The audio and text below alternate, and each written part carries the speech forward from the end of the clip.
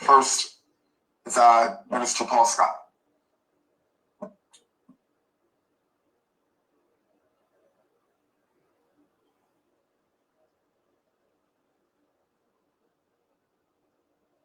Thank you, Mr. Mayor, Mayor Pro Tem, Madam City Manager.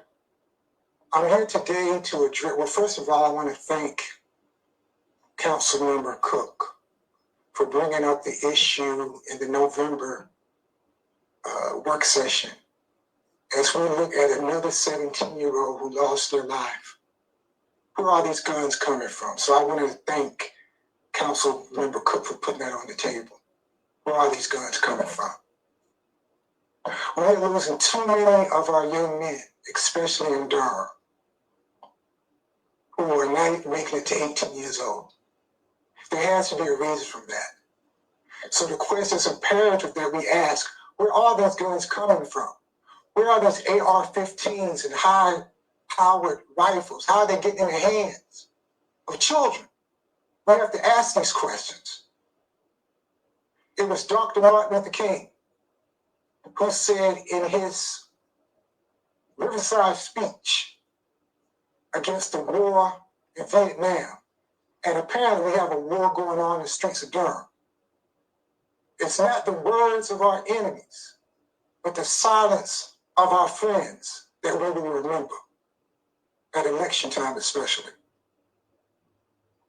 At some point, the silence becomes betrayal, and we have betrayed the children in Durham. It doesn't have to be an either-or situation. We don't have to choose between bike lanes and trees and saving the squirrels. But let's put as much emphasis on that as we put on these young men who are dying in the streets of Durham. That seems like almost a weekly basis.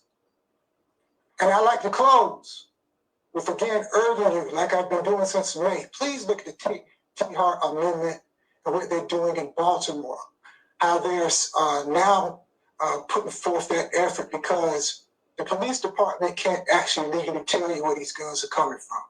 And that's under the T-Hart Amendment, which was, by the way, endorsed, that anti-T-Hart Amendment was endorsed back in 2019 by Vice President Kamala Harris. Just want to go on record saying that.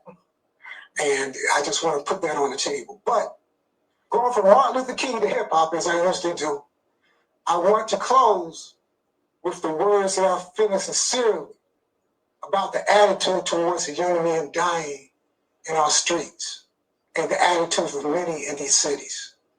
As he said so profoundly in the classic movie, Boys in the Hood, either they don't know, don't share, care, or don't show what's going on in the hood. Thank you. Thank you. Next, I actually